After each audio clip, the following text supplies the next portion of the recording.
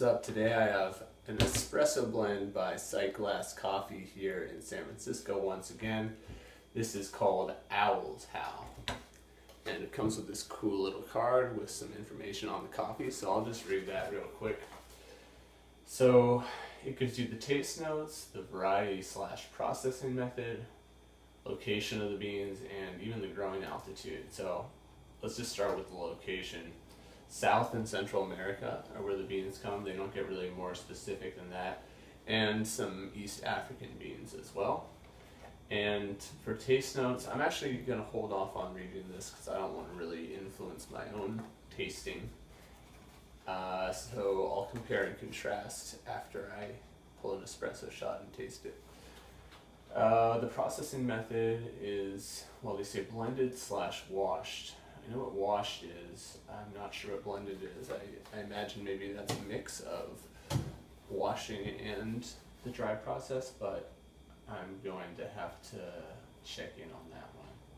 And for growing altitude, they just say varying. So pretty cool that they add these little tags here. I think it's pretty cute.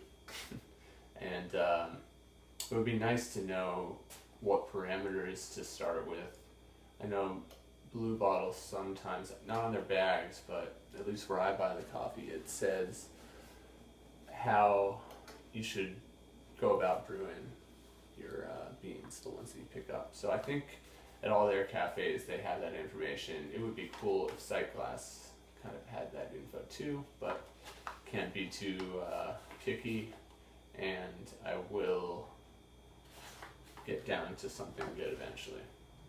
So this was roasted on May 21st. Today is June 1st, so I think we're in a good range here between 1 to 2 weeks. And I'm going to pull the shot, let you see it, and then I'll let you know what I think.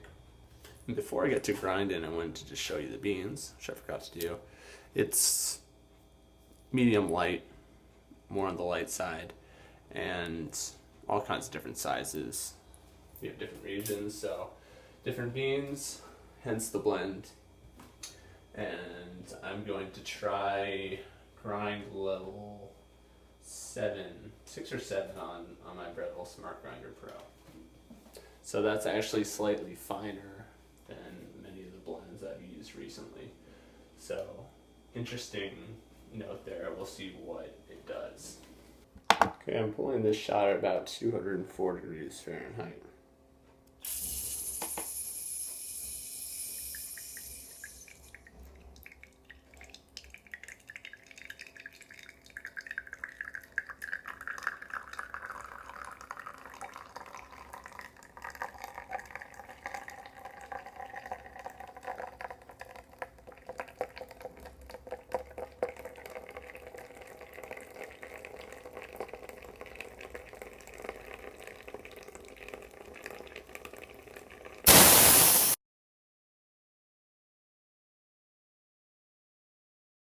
Alright, there's my finished espresso. You saw the picture in the previous frame, but my impressions, well, first let me say it took me 2 tries to dial in the grind to get a 30-second pull, 2 ounces.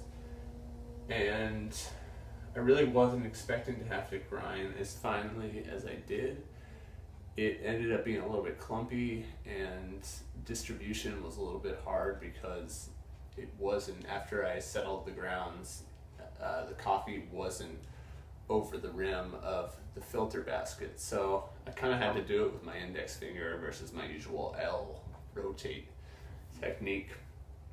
But it worked out fine. I mean, you saw the shot, it was very thin, and it actually tasted very thin too. You could see that there wasn't a whole lot of crema. It did have a slight darkness when it was being pulled, but not that kind of dark red. So this was definitely a shot that I'm not accustomed to, and that mostly had to do with the fact that it was on the lighter side in terms of the roast. And as far as what I tasted, I mean, it was strictly on the first sip all the way to the last sip, strictly lemon, not like an overpowering extremely sour lemon, but that was really the only fruit I tasted. And the only thing I tasted in the shot, aside from during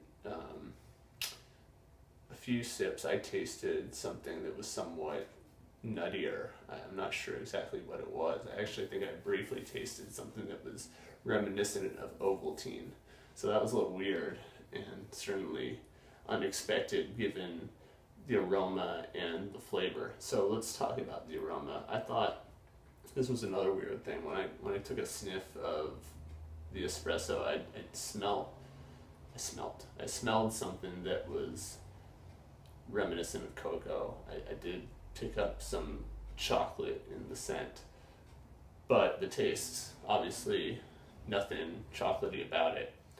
Again, very bright, very lemony. So aroma was good for sure, but not very powerful and not reminiscent of the way the shot tasted itself.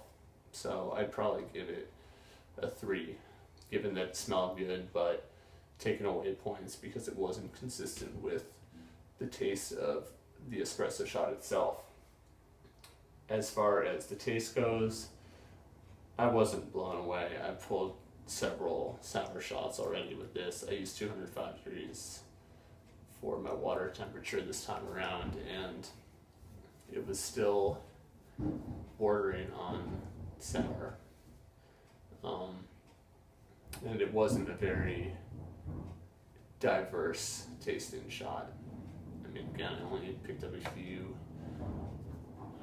different kinds of tasting notes. The aftertaste, also pretty weak. I'd give it probably a 2. Again, I only picked up, I mean, well, let's be fair here. I mean, it wasn't like I had a bad taste in my mouth afterwards. So again, I think a nice even score of 3 would be fair here. And I did pick up a few additional flavor notes, that nuttiness in the aftertaste. And the body was probably my least favorite thing about this shot. It didn't have a very syrupy mouth feel. I really had to go on the higher end for the grind to get the pull time that I wanted. You notice the crema wasn't too thick either. So body, I'd probably give it 2. And let's see, so we talked about aroma, I talked about flavor, aftertaste, body, and then the acidity I thought was pretty nice. I mean, there wasn't too much variety in it, but I'd probably give it a 4.5 because there's never been a time where I've tasted a lemon that was not kind of sour. Like, you can't bite into lemon and really enjoy that, but I actually thought that this was kind of an enjoyable high citrus shot. So if you're into kind of brighter espressos that perhaps have more fruity flavors, then I think this might be worth giving a try. I will try pulling a few more shots under different parameters. I think it might benefit from a higher temperature given the fact that I was getting close to a sour shot every time I pulled it at these lower temperatures around 202 to 205 degrees Fahrenheit. But I really like this coffee as an AeroPress. I brewed it with an AeroPress and also with my braise, and it was delicious. Strangely though, when I brewed it with the Hario, my girlfriend said it was undrinkable, and I tried it too, and maybe it was just, you could really taste the brightness of it, but she described it as a metallic taste, so probably wouldn't recommend it for that. But for the AeroPress, I thought it was great just drinking it straight up. I love the fruitiness to it. So if you're going to use it for espresso, I probably wouldn't recommend it, but as a coffee, I'd give it a try. And maybe you can get something good out of the espresso that I wasn't able to. Thanks for watching, and remember to subscribe below if you like this video.